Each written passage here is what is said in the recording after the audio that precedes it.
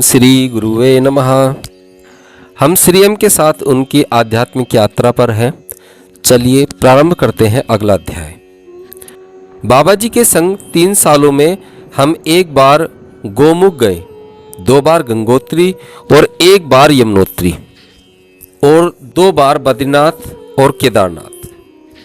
गंगोत्री के हमारे दूसरे प्रयाण के समय में बाबा जी ने एक जर्मन विद्यार्थी से मिलवाया जो मस्तिष्क शास्त्री था। बाबा जी उसे केवल जर्मन कहते थे। उसका असली नाम मैं आपको नहीं बता सकता। व्यक्तिगत कारणों से उसने गुमनामी का अनुरोध किया था। मैं भी उसे केवल जर्मन ही कहूँगा। वह गंगोत्री में हमारी कुटी में हमसे मिलने आया था। बाबा जी ने यह कहकर उसका परिचय दिया, हमारे जर्मन डॉक्टर स्टुटगार्ट से हैं। ये तंत्रिका वैज्ञानिक हैं, यानी कि न्यूरोलॉजिस्ट, और 10 साल से मेरे विद्यार्थी हैं। ये गंगोत्री में 1 महीने और रहेंगे और मैं चाहता हूँ तुम इनसे मानव शरीर संरचना, मस्तिष्क संरचना और मस्तिष्क रीढ़ तंत्र का आधारभूत ज्ञान प्राप्त कर लो। अपने आप को समझने का एक अर्थ यह भी है कि तुम अपने मस्तिष्क की कार्यप्रणाली समझो। जिसे हम साधारण रूप से मन कहते हैं, वह मस्तिष्क ही है। अगर तुम इसे अच्छी तरह से समझ सको तो चेतना के उस स्तरों की अन्वेषण करने में आसानी होगी जो साधारण विचार प्रक्रिया से परे हैं। हम लोग बिना बात के संपर्क में रहते हैं और ये तुम्हारे बारे में काफ़ी कुछ जानते हैं। डॉक्टर साहब की पढ़ाने की विधि बड़ी समग्र और व्यवस्थित थी, जो कि जर्मन लोगों की विशेषता है। उनके पास चित्र और चार्ट थे। मैंने अनुमस्तिष्क, मध्य मस्तिष्क, जिसे लिम्बिक सिस्टम भी कहा जाता है, कोपर्स कैलोसम द्वारा जुड़े 2 गोलार्धों वाले प्रामस्तिष्क, रीढ़, स्वतंत्र स्नायु तंत्र, अनुकंपी स्नायु मंडल और मस्तिष्क रीढ़ तंत्र से संबंधित अन्य सभी विषयों का अध्ययन किया। बस खुद स्व परीक्षण या चीरफाड़ नहीं की। इस अध्ययन के दौरान मैंने पहली बार सुना कि 18वीं और 19वीं सदी के प्रारंभ में ही मस्तिष्क वैज्ञानिकों को यह शक था कि मस्तिष्क के 2 गोलार्ध यद्यपि एक दूसरे से जुड़े हुए थे और एक दूसरे के कार्य व्यापक के पूरक थे, परंतु वास्तव में उनके अलग अलग अपने विशिष्ट कार्य थे। जर्मनी में अपनी विज्ञानशाला में योग शास्त्र को हठ योग, प्रादापिका और षडचक्र निरूपण जैसे प्राचीन ग्रंथों से मिलने वाली जानकारी की तुलना आधुनिक तंत्रिका विज्ञान से कर रहे थे। वे साथ ही यह पता लगाने की कोशिश कर रहे थे कि क्या चेतना के विस्तार की व्याख्या तंत्रिका विज्ञान की भाषा में की जा सकती है। यह एक बहुत बड़ी नई खोज होगी। अब जब मैं ऑलिवर सैक्स की पुस्तकें एंटोनियो और दमासियो की द कार्टे की भूल, अपने मित्र डॉक्टर वीसी रामचंद्रन की फैंटम इन द ब्रेन पढ़ता हूँ तो लगता है कि जर्मन के विचारों में आज के तंत्रिका वैज्ञानिकों को प्रतिपादित सिद्धांतों के बीच पहले से मौजूद थे। दुर्भाग्य की बात यह है कि इस विषय पर लिखने वाले किसी भी लेखक ने योग शास्त्र के प्राचीन ग्रंथों का अध्ययन नहीं किया है। इससे भी अधिक दुख की बात यह है कि मेरी भेंट के 3 साल बाद जर्मन एक सड़क दुर्घटना में मारे गए। अतः जो अनुसंधान वे कर रहे थे वह निष्फल हो गए।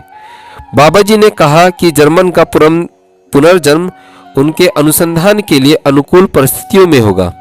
मुझे नहीं मालूम कैसे, कब और कहाँ, लेकिन मैं आपको जर्मन के पहली बार बाबा जी से मिलने की कहानी बताना चाहूँगा।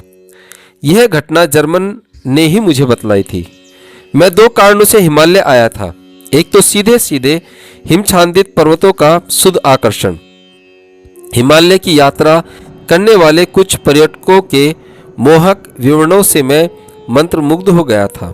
दूसरा कारण था हिंदू दर्शन, तंत्र और योग में मेरी रुचि। सर जॉन कुंडली शक्ति पढ़कर मैं चकित था कि कुंडली शक्ति के मार्ग और मस्तिष्क रीढ़ तंत्र में कितना सम्य था। सबसे ऊपर वाले चक्र, ब्रह्म रंध्र इत्यादि का वर्णन नहीं किया जा सकता था जब तक कि प्राचीन योगियों की मानव शरीर रचना और मस्तिष्क की संरचना का गहरा ज्ञान न हो। इससे मैं प्रेरित हुआ कि मैं हिमालय जाऊं और वास्तविक योगियों को खोजूं। अगर वे अब भी पाए जाते हो तो तब तक मैं पूरा तंत्रिका वैज्ञानी बन चुका था और स्टुटगार्ट के एक अस्पताल में काम करने लगा था। बड़ी मुश्किल से मैं अपनी यात्रा का असली कारण बताए बिना 1 महीने की छुट्टी लेने में सफल रहा। उन दिनों अगर कोई वैज्ञानिक योग या उससे संबंधित विषयों में रुचि दिखाता तो कट्टरपंथी वैज्ञानिक समुदाय उसे ही दृष्टि से देखता था और सामान्यतः उसे विज्ञान की पहले से स्थापित परंपराओं के खिलाफ और पूर्णतः अवैज्ञानिक मानता था। उन दिनों हिमालय की यात्रा इतनी आसान भी नहीं हुआ करती थी। मैं हवाई जहाज से दिल्ली आया और वहां से रेलगाड़ी से हरिद्वार पहुंचने में पूरा 1 दिन लग गया। मैं वहां से एक खड़खड़िया बस में चढ़ गया जिसने ऋषिकेश पहुंचने में लगभग आधा दिन लगाया। ऋषिकेश में डिवाइन लाइफ सोसाइटी में रहने की जगह पाने के बाद मैंने आश्रम के मुख्यस्थ स्वामी शिवानंद से सहायता मांगी। स्वामी जी ने कहा कि मुझे इधर उधर भटकने की कोई आवश्यकता नहीं थी और मैं जो सीखना चाहता था वे ही मुझे सिखा देंगे, लेकिन मैं संतुष्ट नहीं हुआ। मेरी आंखें ऊपर हिमालय पर लगी हुई थी। कुछ दिनों बाद मैंने उत्तरकाशी तक जाने वाली एक बस का पता लगा लिया। उन दिनों उत्तरकाशी पहुंचने में पूरा दिन लगता था और रास्ता बहुत ही खतरनाक था। बस का गढ़वाली ड्राइवर और भी खतरनाक था। अगले दिन उत्तरकाशी से एक और बस लेकर मैं गंगोत्री पहुंच गया। गंगोत्री में एक पुराने आश्रम में मुझे रहने की जगह मिल गई। मैं पैदल गोमुख जाने की योजना बनाने लगा। एक दिन मैं गंगोत्री मंदिर के पास घूम रहा था। मन में यही उधेड़-बुन थी कि कब और कैसे मैं किसी और ज्ञानी योगी को पा सकूं। इतने में मुझे सामने से लंबा तगड़ा गोरे रंग का सफेद धोती पहने लंबे कत्थई बालों वाला एक व्यक्ति आता दिखाई दिया। वह सीधा मेरी तरफ आया और जर्मन भाषा में बोला, गैट्वेन टॉग। मुझे अपने कानों पर विश्वास नहीं हुआ। गैट्वेन टॉग में मैं हकलाया। असल में जर्मन भाषा में मेरा ज्ञान उतना अच्छा नहीं है, इसलिए क्या हम अंग्रेजी में बात कर सकते हैं? अजनबी ने पूछा। अवश्य, मैंने कहा। उसने मुझे फिर यह कहकर चकित कर दिया, तो फिर है डॉक्टर, हम लोग यहीं बैठकर बात करते हैं। चलो मेरी कुटिया में चलते हैं। तो इस तरह हम पहली बार मिले थे। जर्मन ने मुझे बताया कि उन्हें उसी दिन क्रिया योग की दीक्षा दे दी गई और पिछले 10 सालों से वे उसका अभ्यास कर रहे थे और बाबा जी के मार्गदर्शन में योग तथा वेदांत का अध्ययन कर रहे थे। वह बाबा जी को अपना गुरु मानते थे। नहीं, वह श्री गुरु से नहीं मिले थे। बाबा जी ने उन्हें बताया था कि अपने एक पिछले जन्म से मैं श्री गुरु का शिष्य था। जर्मन के जीवन का उद्देश्य योगिक अभ्यासों द्वारा चेतना में लाए गए रूपांतरण का वैज्ञानिक आधार स्थापित करना था।